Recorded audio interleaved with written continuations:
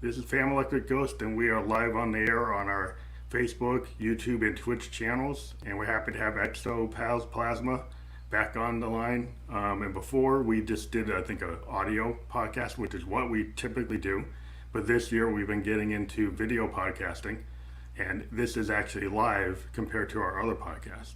But they're still broadcast on our Spotify and Apple channels as audio only. So we're happy to have Xoplasma back on the program.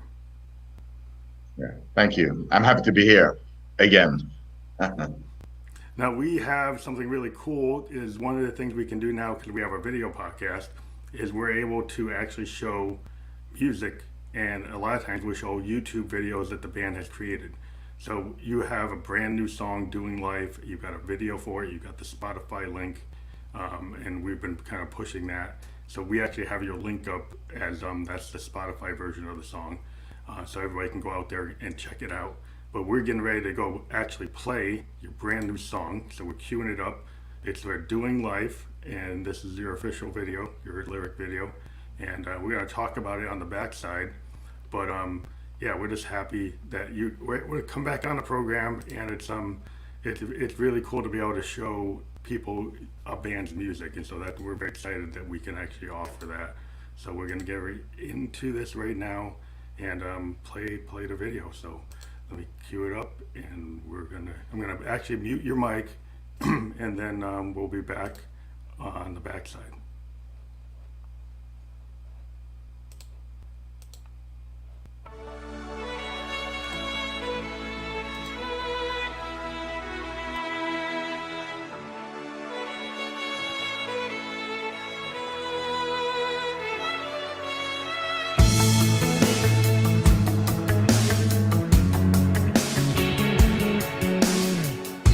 Incarceration rates are tearing through the road,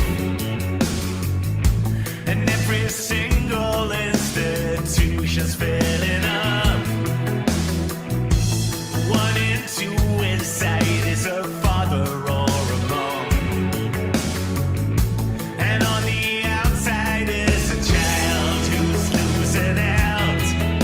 There's no excuse that happens when you fight the symptom, not the disease. The systemized oppression wins, and the rich can eat the poor. They miss that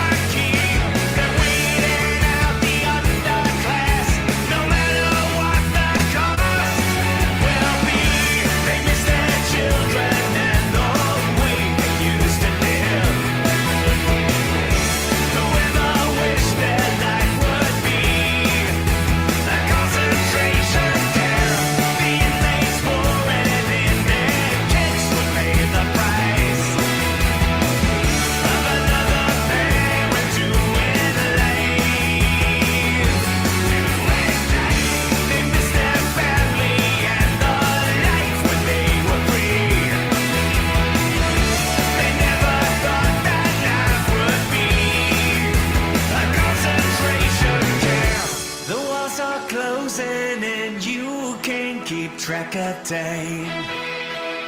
Just another father doing life.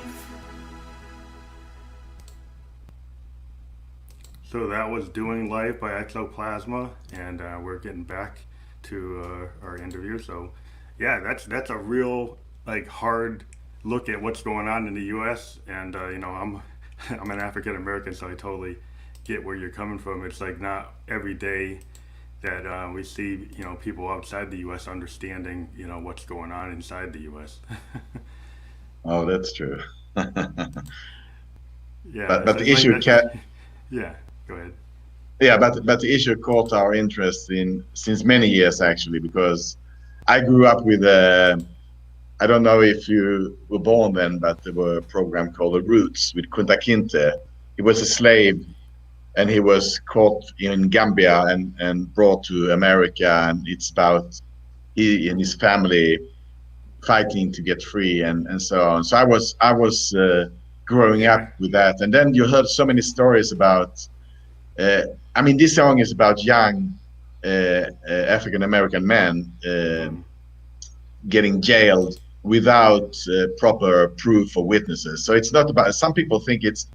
There was actually a Canadian guy. He said that, "Oh, I don't understand it because I've never been to jail." No, me neither. But it's not about people sitting in jail. It's about people who are in prison without proper proof and so on, just because you have another color of your skin, and that's totally different other issue. And when I saw the documentary about Sean Ellis, because this song is dedicated to Sean Ellis and his case, and actually to all young black men who are in prison without proper proof of witnesses. So we just thought that this is really, it's such a frustrating thing, and it's really so injustice. We have to write a song about it. So that's why the idea came up, to write a song about doing life. And I mean, in the song, it's about parents sitting in prison, but Sean Ellis was obviously not a parent, but yeah, it's just to make a story out of it. Yeah, I think with the George Floyd situation in the U.S., you know, what's interesting is, you know, politics has been a big part of what I do. You know, part of my brand is, you know, Expansive Sound. I have like a genre called political electronic music, which I think you kind of fit into that kind of Dylan esque, you know, because Dylan was like the protest singer that everybody knows. He would you know, create the very clear, you know, and then Neil Young, you know, For Dead in Ohio. It's kind of like a 1870s. We saw a lot of people, you know, from Marvin Gaye, Neil Young, Dylan, that took on social justice issues. You know, think about the song like Hurricane from Dylan. It's cool to do that, because sometimes it seems like in the world today, so many people are caught up and you know, this kind of self-aggrandizement and other things that, you know, being in the kind of a party mode, or, you know, not wanting to deal with like you know, making music kind of like another reality. So it's cool to actually see somebody that does the other thing, like the Neil Young did, the Dylan did, you know, Joni Mitchell. Just coming back to the kind of classic singer-songwriter aspect of music, that, you know, that you believe you could actually make a difference.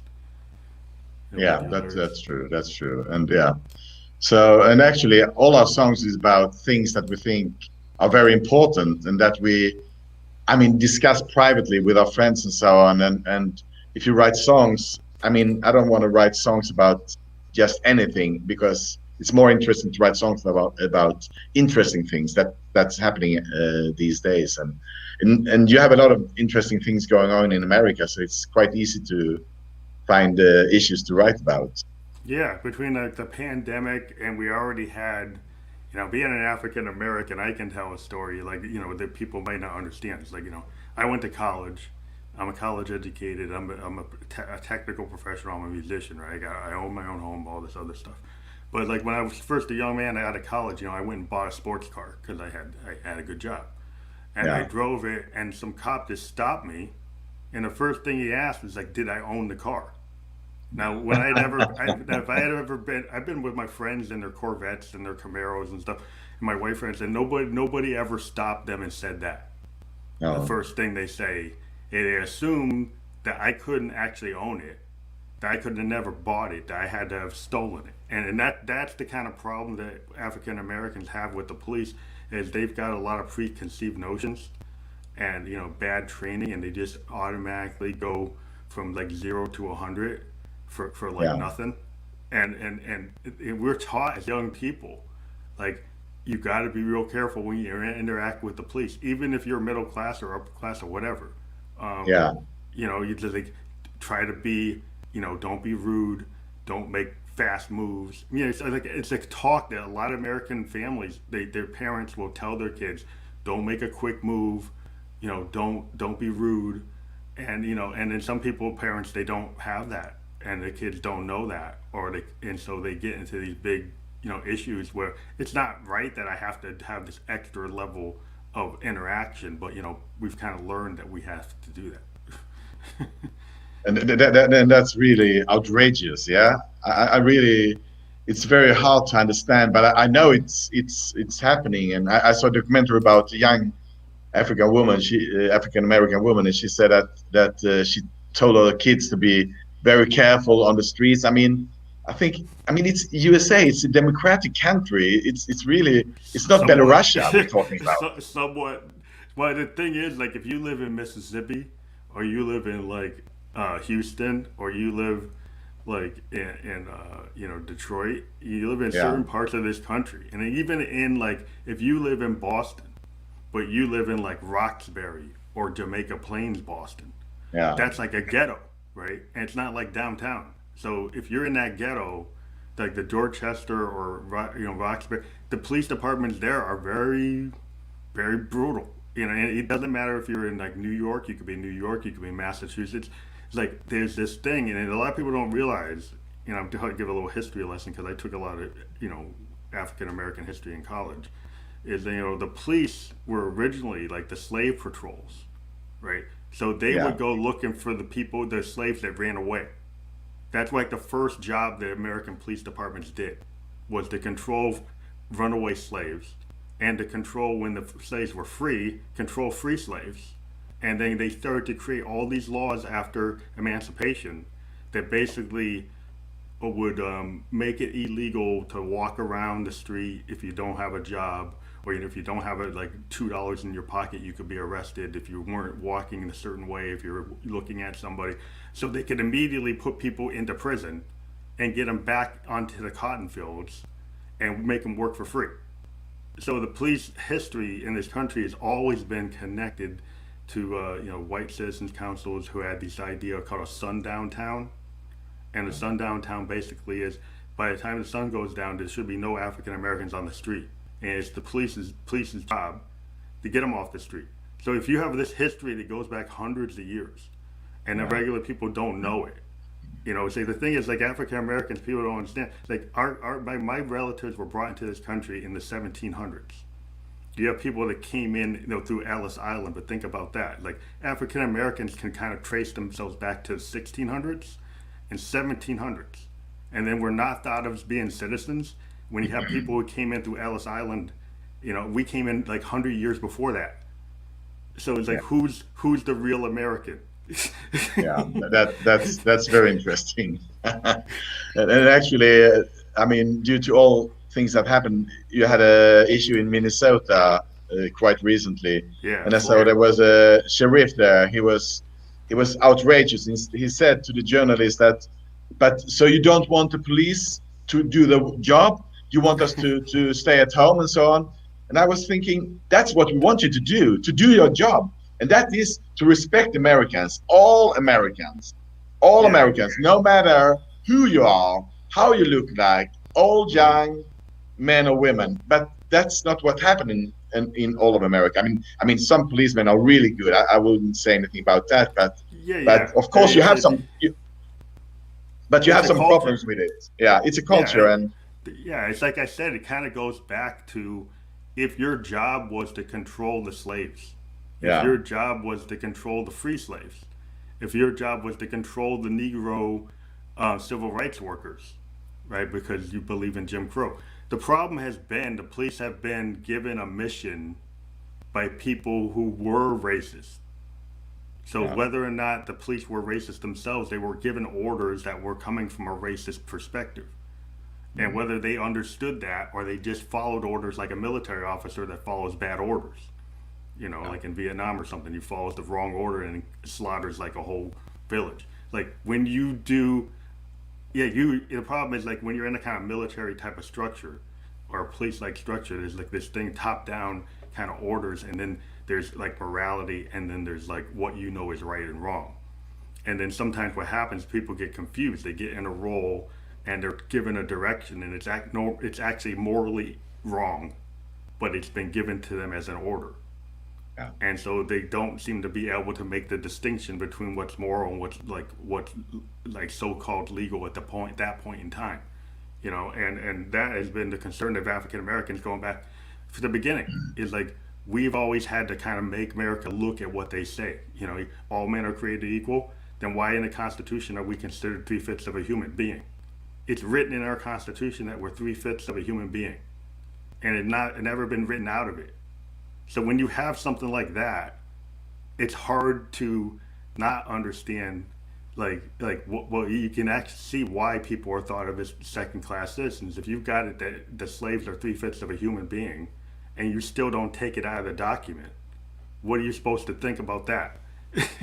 Yeah, that's ridiculous. I mean, in 2021, you still have to be scared as a young Afro-American. I mean, it's really scary. It's really, because, I mean, of course, we have racism all over the world, but as I come from one of the most tolerant countries in the world, Sweden, for us, it's quite hard to understand because we have a lot of black people, Asian people, and stuff like that all over the country. And the city I live in, we have like 180 different nationalities, and mostly there's no problem. We have some problems with some gangs hanging around doing some really bad stuff, of course, and but yeah, that's the kind of in the whole picture, yeah. So and actually, some people think we are very racist in Sweden, but compared to US or many other countries, we are so far from that. And yeah, I mean, I've talked to a lot of artists from Sweden, Iceland, Norway, and just the European perspective. I think the problem is in Europe, you know, a lot of times you guys know multiple languages because of the kind of nature. Like in the US, states are like our state structure is like, you know, you guys got foreign countries you can connect to. Like we go across between states, right? So you have to know multiple languages. You have to know multiple cultures. There tends to be not as much of a kind of xenophobic behavior that we get, and we have this American like exceptionalism, which ends up being like very destructive because it's kind of the American exceptionalism that they're talking about is this kind of idea that there's like this blonde, blue-eyed person that's all American, and then if you're not in that category, then you're not American, right? And then the thing is that's kind of crazy is like I'm part like Cherokee Indian and Blackfoot Indian. Yeah. Right? So to me, all American is being like a Cherokee. Yeah. Not some guy from like London that came over on the Mayflower. You know, it's like that's not my idea. It's like all Americans is actually a Blackfoot Indian. My great grandmother, whose tribe was here before anybody else came. You know, yeah, that's true. So like you guys got it kind of flipped around when you say, you know, that we should go home. Like really? Like who should go home? Yeah, that's true. So I mean, the whole issue about Native Americans is another thing that's very interesting as well. Yeah. So there's a lot of broken promises and a lot of hypocrisy. Like I was a student of government. I'm a government legal studies political science major from college, right? So my whole thing is I learned all about, you know, the Enlightenment and all the ideas that created America, right? From like, you know the idea of Thomas Paine and common sense and Tennyson and you know all the great thinkers that came up with the idea of being free. But at the end of the day, when you check what they really meant, they only meant that people with money, who were like white men at the time, could be free of the nobility of England. But they didn't think women should be free. And they didn't think slaves should be free. They didn't think people from China, like indentured servants, shouldn't be free. So it's kind of like this kind of glossed it over. But if you actually check it out, they did not really mean that everybody should be free. They only meant that the nobility should be free.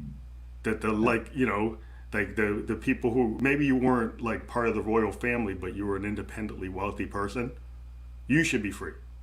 But they didn't mean that everybody else should be free. And it's very interesting because I read in Europe 8,000 years ago in Europe, all people were black. We were black, but then people came from what is Kazakhstan today. They were white. They went to Europe and they actually didn't kill us that much, but we couldn't take their viruses. They brought viruses from Central Asia. So we died just like the Native Americans died from the Spanish and Portuguese people. So actually, so we were actually black, and many of us had blue eyes. We were black with blue eyes, but the Kazakh people came here, so we actually have the heritage from Central Asia. That's why we are white. So it's I mean, we have one race, and that's the human race. It was 30 or 40,000 years ago. We have two different kind of humans. But the Neanderthals, they died for different reasons. But now we are one, so it's just ridiculous. It's really because like where you live, like if you live in a hot climate and you live in where the sun's going to hit you, then you're going to come out looking like an African American, or Yes. And if you're in the different, it's really environmental. It's very It's an environmental response through like Darwinism and evolution. That why is a polar bear white? Why is a black bear black? Yeah. Because the polar bear is out on the ice and the snow and getting hit with the sun all the time, right? So it makes more sense for it to be white because it blends into the environment, right? And then the black bear in the dark forest, it makes more sense for him to be black or brown, right? So everything is kind of based on evolution, but then people get caught up in all kinds of ideas, and really what people need to understand is a lot of times the upper classes, I like to say it's more of a class thing, right? Because it's more than a racial thing. It's like a lot of times people in upper class levels have reasons to separate other people by religion, by race, by their position. And then sometimes what they do is they tie your skin color to your social position, right? And so different shades have different levels, like kind of like like a caste system. And so you're thought to be lower if you're darker. You're thought to be higher if you're lighter. And so it's really kind of a way to control wealth and power. Yes, and that's people true. have to kind of get into understanding why are things set up that way, and not get caught up in dogma and irrationality. And that's kind of like just be a thinking person.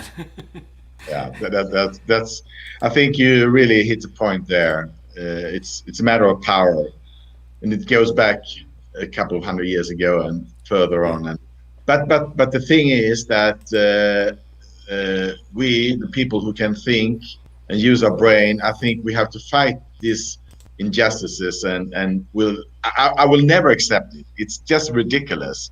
I think it's ridiculous to that black American men and women have to tell their sons and daughters to be careful when on the streets, not to be too loud, to be polite and so on. They have no reason for that. No more than any white or Chinese or South American. It's really kind of crazy. Another thing that's going on, I don't know if you realize, but what's going on in America between the Republican Party and the Democratic Party is really crazy. Because what is going on right now is that thing that happened on 1/6, that insurrection, right? The Republicans basically tried to throw out a legal election because they didn't like the result, right? So they had a bunch of thugs try to go and stop it, right? And now they're trying to rewrite history and act like they never did it, right? But the other thing they're trying to do is they're trying to criminalize people who don't vote the way they want. And that's one of the biggest blocks of people that vote the way they don't want are African Americans.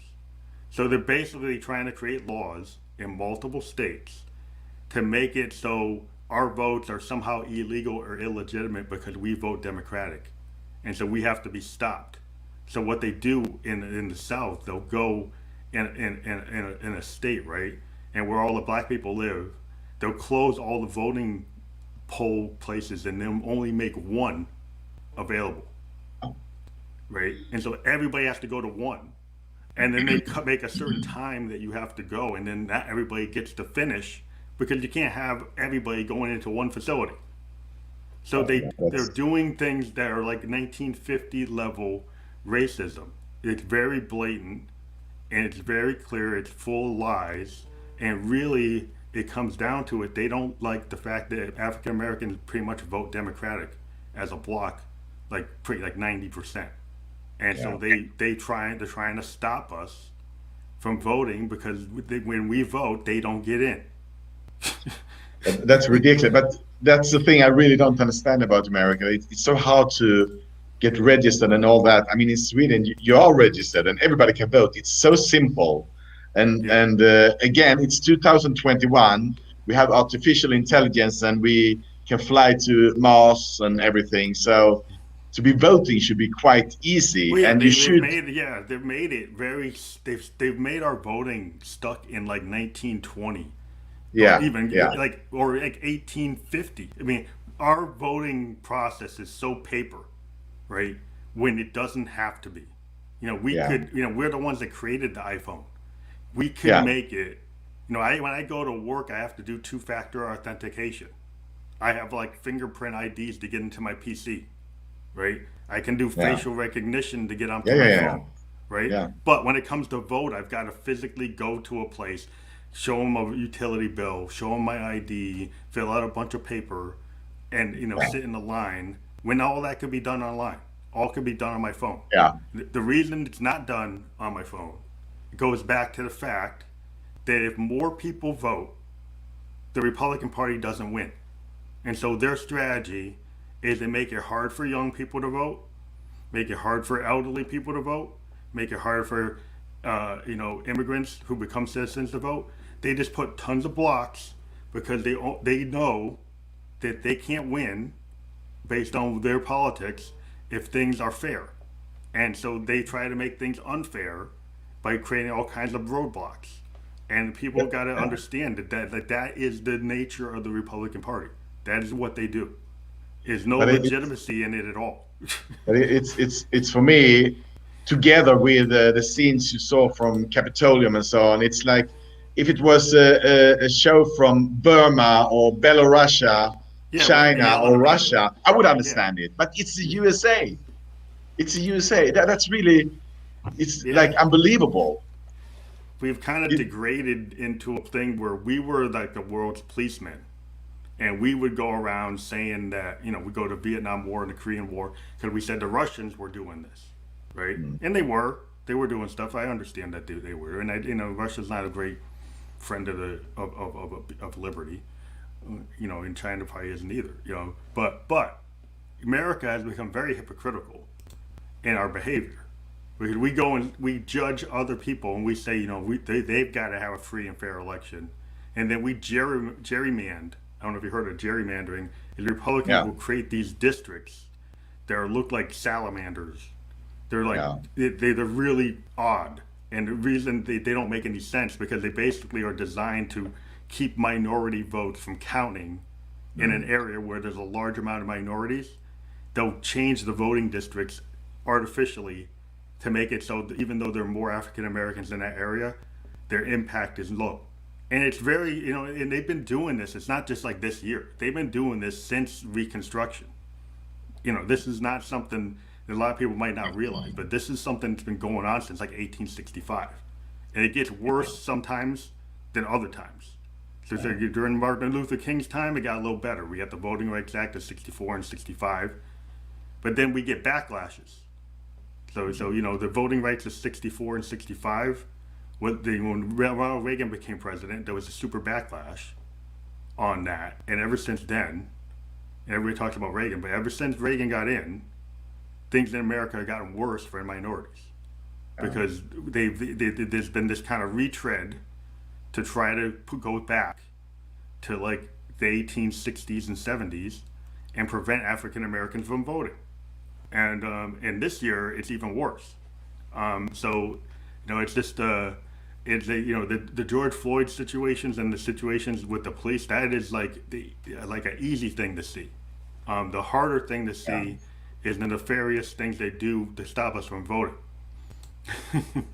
That's So I'm there's actually a whole lot songs of about yeah. that. So doing life is just one part of trying to make people see the injustices and in a musical way, because we love music, and I think the lyrics is very important, and it's important for everybody. I mean, I live in Sweden. I'm white, but I really do care about injustices all across the world, because I think we are one race, as I said, and there's so many things that we have in common.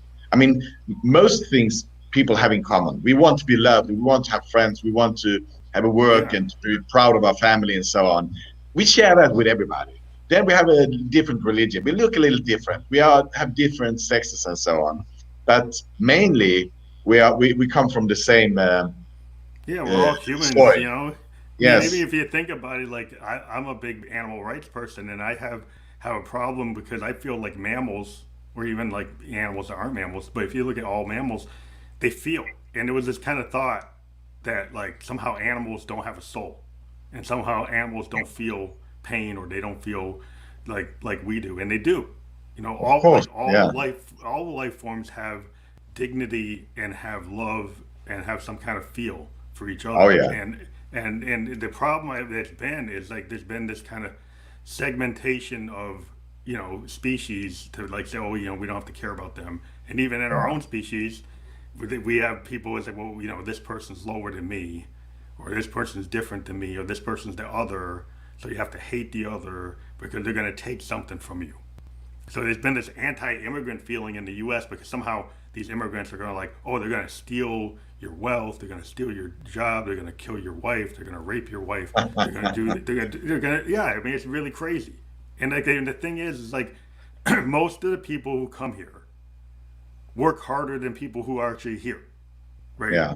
Those people who are immigrants, they come and they create their own business, like Elon Musk. Yeah. He come and creates like one of the best.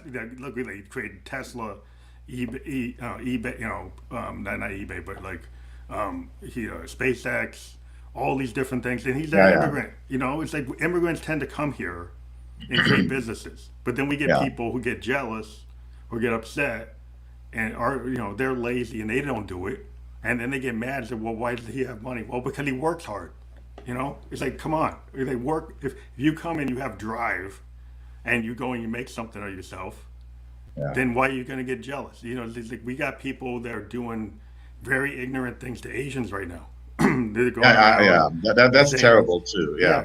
Saying the Kung flu, saying that coming from Donald Trump, going and saying something racist like that when it comes to the like COVID, and then also people just randomly blaming COVID on Asians. They don't even know who they are. They could be Vietnamese, Korean, Filipino, Chinese, and they're just hitting them. They're attacking them. They're killing them. And even if they come from Wuhan in China, I mean, it doesn't matter, because you can't blame people. I mean, it's ridiculous. A disease. It's a disease. I mean, it's like the pandemic. The Spanish flu was the same thing, right? They called it the Spanish flu, but it really didn't even come from Spain. No. It's actually, if you check the history, it might have come from like North America. Yeah. But why are you calling it the Spanish flu? Because they wanted to. This is the history of our society. The Spanish flu was kind of racistly named, and so this whole thing with COVID, it's gotten the same connotation, and people are randomly doing things. It really is like doing life is. I love that song because what you're doing is you're really the line of concentration camp. People might think that's harsh, but it's not. Because there is that kind of behavior going on, and it's really coming from like a right-wing kind of neo-Nazi white supremacist point of view, which it's a reaction to the reality that in the future, 20 years from now, the demographics in the United States will be that people who are the other are going to be in the majority, and there are people who don't like that, and they're trying to stop it, and they're trying to control it, and that's kind of like what's going on. And anybody who feels like social justice is important shouldn't even care if it's about an African American being hurt or a Latino being hurt or an Asian person being hurt. All human beings should be treated with respect. And everybody deserves it, and especially in a democracy. Yeah. That's really, but the thing you said about people coming from other countries, we in Sweden we had a lot of people coming from former Yugoslavia during the wars in early 90s, and those coming from Bosnia and Serbia and Croatia and so on today has lower unemployment rate than ethnic Swedes. What that now means, but if you understand, yeah, it's typical. they work. Yeah, If they're really good. They have jobs, they do careers and so on. They have lower unemployment rate than ethnic Swedes. It's kind of like a sociological thing. I'm a sociology major, and usually what happens, like when you are an immigrant that's leaving a situation, you're usually coming from a bad situation, and you're driven, right? So you have a purpose, you have drive, you have goals, and you tend to do.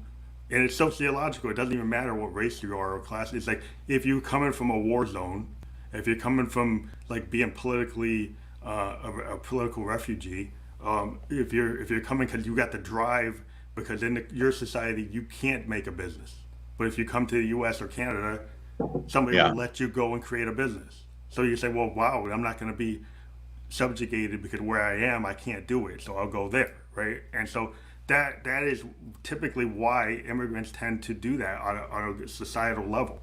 They're able to come in and outperform the indigenous population, and then sometimes people get attacked for that. I mean, the history of the U.S. is like the different waves of immigrants, from the Irish to the Portuguese to the Anglo-Saxon. There were different waves of people coming into this country, and every wave there was like a racist response.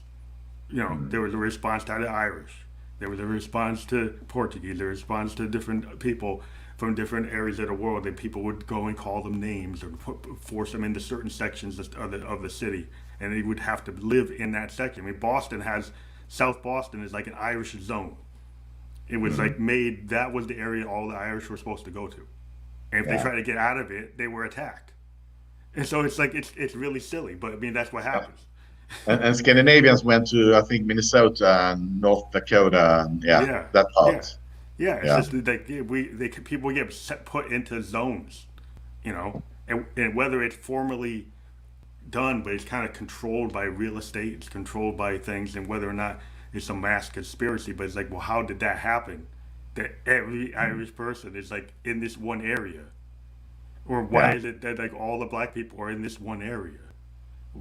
How come it's always like that? And so it's like you started looking at it, it's like, okay, well, reality is what it is. But I think I mean, if you're curious on other people, you realize most people are nice and friendly and so on. So I think that that's a thing to take with you. I remember, if I can tell a story from St. Louis. I was in St. Louis a few years ago we were working there. We were on a conference, and I don't know if you've been to St. Louis, but the crime rate is quite high in St. Louis. Yeah, I heard. And one evening we will go, because they have a station, it's called Union Station. It's a really cool place where they rebuilt the station to restaurant, bar, hotel, and so on. So I told my friends, my working colleagues, that we have to go to this Union Station in the evening, and we can take a taxi there, no problem. The problem was that the taxi only took 7 people, and we were 8. So I told the other guys that, no problem, I can take the subway, and you take the taxi, and we meet in the Union Station. Big mistake.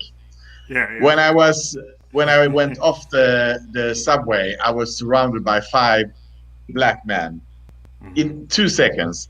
And just before anything happened, I just attacked them with kindness. I say, "Hey, I'm Roland from Sweden. What's your name?" "Oh, hello. What's your name?" So I attacked them with kindness, and they was just like, "Oh, I'm Jack," and blah blah blah. And so we started talking. We started getting friends, and I mean, I realized they were quite criminal guys. And I told the leader that, "Okay, you tell your guys to stay here, and we go to Union Station." And I tell my friends, because I have no money on me, I lied. that I will provide you with some money and so on. So we walked all the way to Union Station. We became friends, and it was really nice talk. And he had a lot of trouble, this guy. And at the Union Station, I told my friends, "Do you have $50? Why? Just give it to me." And I got $50 and I gave it to him, and it was bye bye. And yeah, but I'm really, because I've been to many of these kind of situations. But if you meet people with kindness, Yeah, I I'm think a it's white yeah. guy. I come from Sweden. They thought I was an easy target, but I respect Yeah. them, and they didn't expect that at Well, I think all. it's like any kind of situation. If you're a tourist, if you come in to Yeah, like a city, you could go to Hong Kong and you go to the wrong part of Hong Kong, yeah, and you could get hit. If you look too much like a tourist and you don't know what you're doing. It's kind of like, but the whole thing is like it's a level of like how much fear do you have, and then how yeah, much like kindness do you have? Because fear is really dangerous. Because fear can yeah. make you violent. Like if you get too Yes, fearful, you can have a violent response. If you get too definitely. fearful, then people can kind of smell it like an animal smells it, right? And Yes, yes, fear yes. tends to cause a lot of the racist stuff that you're talking about in your video is Yeah, actually because of fear. yeah. That's true. People fear, and fear actually is very dangerous because fear causes you to overreact and to over respond and do things that are not don't have the right level of understanding. So when we're talking about the police, a lot of what the police do is because of fear. They Yeah, of actually course. they fear, and so they overdo it. And it's a matter of training and doing what you said is like de-escalation. And it's like psychological and sociological understanding. But the problem we have in America with the police departments is a lot of the police don't live in the neighborhood they patrol. Okay, so they live out in the cul-de-sac. They don't know any African Americans. They get into the zone they're supposed to police, and they treat it like they're walking around in Iraq. They Yeah, treat it like a war zone. So if you come into the neighborhood and you treat it like a war zone, you're looking at everybody like they're the enemy, yeah, right? And if you don't come in there thinking that I'm a public servant, police are supposed to be called public servants, right? They're yeah, supposed to aid people. They're not supposed to come in like a military occupation and act like it's a war zone. But the problem we have is, in minority neighborhoods, police come in like an occupying army, and they don't come in like public servants. They don't come yeah, in like peace officers. They come in like they're ready to blow the whole place up. And that's what's got to stop because if you we have new people which are proposing that the police that patrol an area need to live in the area so that they yeah, understand the neighborhood, they learn who the people are, and they do what you said. You act if you start to understand who the people are, yeah. and you come in it where you're not like an occupying army, you won't get these incidents. No, that's true. Actually, I learned from a friend once that every thought you have, everything you do is based upon either fear or love. To be Yeah, it's curious true. on other people is love, and so on. So I think it's quite smart way of putting it, because if you start being curious on people and start respecting people, no matter who it is, if it's someone living on the street, a millionaire, it doesn't matter. If you Yeah, start there, you realize that most people will treat you very good.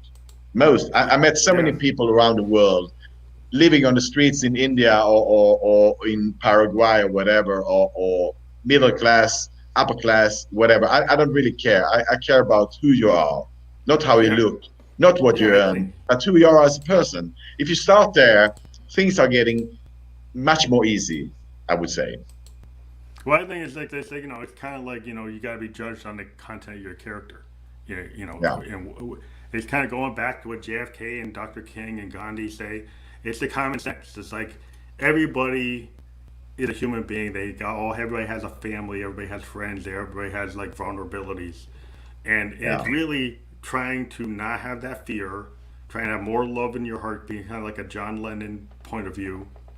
Um, so this whole idea of imagine. If you think about yeah, imagine, what was John trying to say? He's trying to say what you're saying. you gotta use your heart, you know, Yeah, that's because true. a lot of people are using the fear response, which is very dangerous in a world that's getting dynamic. And I understand there are people, and I can understand the sociology of it. There's a whole bunch of people that Mm, had privilege, and that privilege is being eroded. And so yeah, there are people in my country that had privilege for just being who they were. And they didn't have to actually perform very hard to get things because people doing stuff for them for free. They got free labor, free resources. So if you get free labor and free resources, you can get to be a millionaire pretty fast, right? And then you can hand that down to your kids, and then they can like not have to work that hard. But if you when you start getting competition and it's worldwide and it's from people that don't look like you, and suddenly it starts getting harder, then you start having problems because you don't understand why it's getting harder. yeah, When then you have to actually do it based on your character, based on your ability, and there's some people that don't want to do that. Don't want to have a level playing field. They want to yeah. have privilege, and then they get resentful. So they get resentful that they don't have the privilege, and then they Yeah, attack other people, and that's kind of what's going on. But yeah. it really have to understand.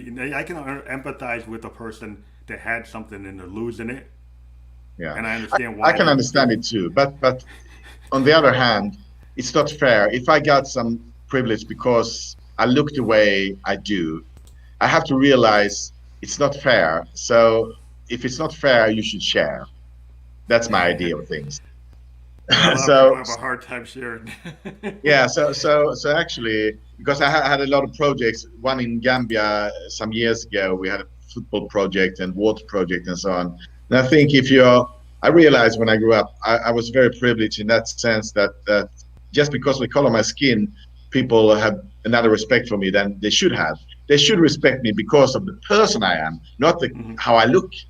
So I Yeah. thought, if you have that privilege, you should use it in a very humble way and share it with those who haven't had that opportunity. So, but I also understand that some people think that they're losing things.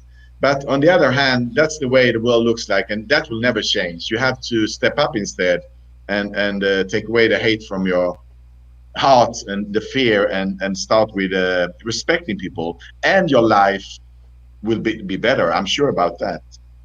Yeah, I mean that's the whole thing that we had around 1/6 is we had a bunch of people ginned up to think Yeah, that minorities stole the election and that somehow their privilege is being eroded because a certain party didn't get in and another party that had like the first black woman as VP got in, right? And so that somehow they lost something.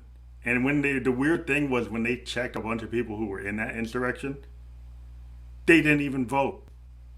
no, And then they're yelling about something being stolen, and they didn't yeah, even vote themselves. So that's like so the psychology on it in it was so crazy that you're like, okay, you're saying something was stolen, but it was your own irresponsibility. Is that you didn't even vote for your guy? yeah. That's So it's like ridiculous. Yeah, if you don't even vote for your guy, you're gonna blame the other person for winning and then now you spend your time destroying things and attacking people and killing people, and you think yeah. that's right. And that's the rule in democracy. I mean, you vote and the winner wins. I mean, Yeah, next time that's some it. other win, and yeah. Yeah. So you had your guy for some years, and now the other party has their guy. And Well, I yeah. mean, if you don't, yeah, and if you The don't like that, there's a lot of countries in the world they you could don't go have to. Yeah, democracy. yeah. You Maybe can you you should can go move there. you can move to Belarus, Yeah, yeah. Maybe you want to do that. and Maybe you they want to. gladly want to change with you. I'm sure Maybe about you that. go to Brazil and and some places where people have more draconian points of view. But it's the problem. There really is this issue where there's all this social media that's spreading like lies, Yeah, and the people. It's kind of like when I grew up I'm a child of the '70s, right? So if you saw a TV commercial and it told you some product was great, you believe it, you go out and buy it, and then you find out it was crap. Yeah. Right? But now that has gone like 24/7 on your phone and on your PC. You're getting people sending you kind of bogus advertisement. Yeah. You know, and it's not about a product; it's about thought and ideas, right? Yeah. So they're telling you all this bad stuff, and then you're taking it in like a kid from the '70s being told that some product was awesome, and then you found out it wasn't. You know. But that's the interesting thing about these days, because there's so many facts out there, but people are not really interested in facts. They're interested in what they feel, what their friends say, what they read on Facebook groups and so on. Very few people, unfortunately, are interested in facts. And I think that's very amazing, because the facts is quite easy these days. You can find them. It's easy to find. But But people are gravitated to the things they already believe. yeah, Right? So true. if you're Yeah, if you're an anti-Semite, you're gonna go to where the anti-Semites are. yeah, If you're and like a radical white supremacist, you're gonna go to the KKK, right? yeah, Because that's what you go to. Then you can have all these people telling you it's wrong. You get all this stuff proving it's wrong. yeah, But you go to where your core belief is. And that's the problem, is people will avoid the truth because they rather, and the truth is hard.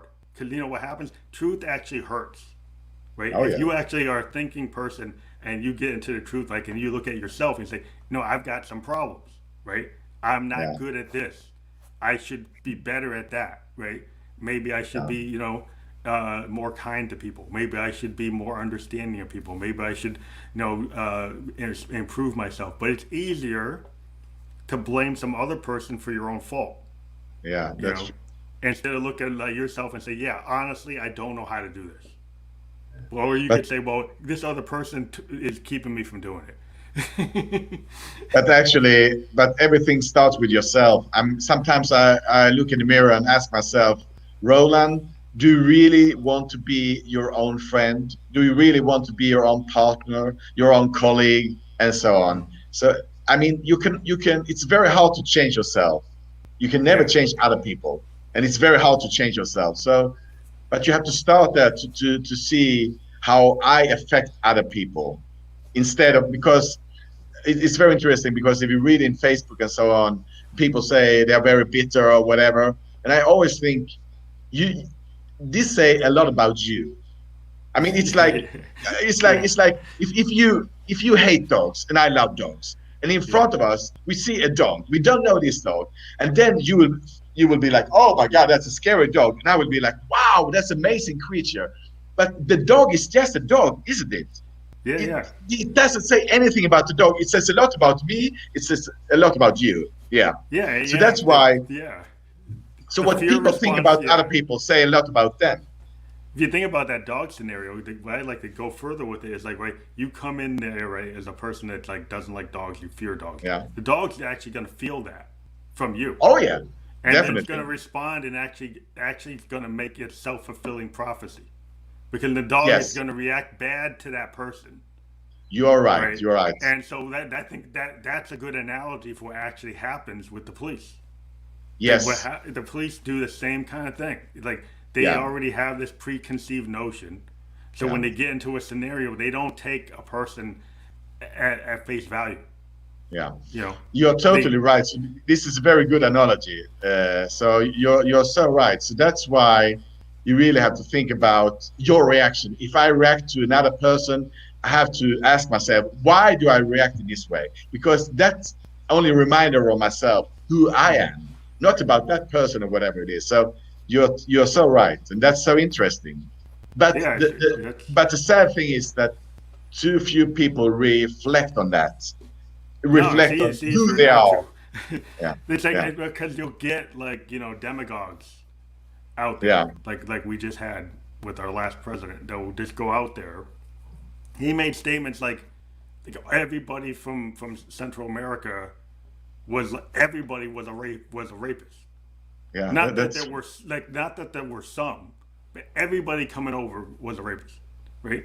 And so like when you do, But when you do stuff like that, it's like that when you have a powerful position, whether you're a preacher, some social media person, like a star, and when you come out with such a destructive point of view, then you legitimize other people's destructive points of view. Yes, Right? yes. And then people tend to get crowded into these points, these collections of these points of view. And then people go take actions like 1/6. 1/6 was because people kept on saying the big lie. They kept on saying Biden didn't win when he did. And then they made it like, oh, something was stolen from you, right? And it's kind of like, it's kind of like it's like a Rwanda type of situation. Yeah. I mean, the thing on 1/6 could have been as bad as Rwanda if it had been played out all the way, because they would have. It can be very dangerous. People got to be very careful. Yeah, and the interesting thing is that because Trump said that the voting system in America is very corrupt, why didn't he do anything in 4 years about it? Yeah, well, he had a chance. Because the first time he won, he said it was corrupt, right? He said he basically said when he first was running, he said if he didn't win, the system was corrupt. Yeah. But then he won, so then he didn't think there was any problem, right? But then when he lost, they went back to the same point of view, and it's the same thing he said. You can find tapes of him before he won, basically saying if he didn't win, it's corrupt. Yeah, Right? I remember that. So he went and did the same thing. It's like this time he didn't win, and he ran. And people people kept on asking him, "Well, are you going to accept the election results?" And he wouldn't say. He's like, and then he pretty much he didn't. And that's a very dangerous thing, because America is built on the peaceful transition of power. We're like a model for the peaceful transition of power, and he actually messed it up. In our first time in our history, now we actually have an unsuccessful. So guess what? Like Russia and China are using propaganda to show how bad we are, and we actually made a big mistake. And now they actually have a point that they can use because we actually did harm to ourselves. Yeah, true. We put an idiot in charge. Yeah. That's so true. I don't know how that happened, but somehow, I guess when you have a free country, you're free to put in an idiot. But at least we got him out. That's my whole thing. At least we got him out. But he's still causing a lot of trouble. And people don't realize he's causing tons of trouble. He's pretty much destroyed the Republican Party as a legitimate point of view, because they are doing nothing but spreading lies, trying to stop people from voting, going against climate change, going against anything that makes any sense. They don't care about clean water. They don't care about clean air. They don't care about workers' rights. All they care about is whatever executive can get away with without paying their worker, without taking care of their worker if they get injured, making sure their environment's not messed up. They just want to do whatever, like robber baron type of behavior.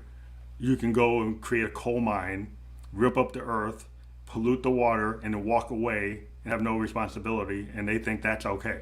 They think that's the way it should be.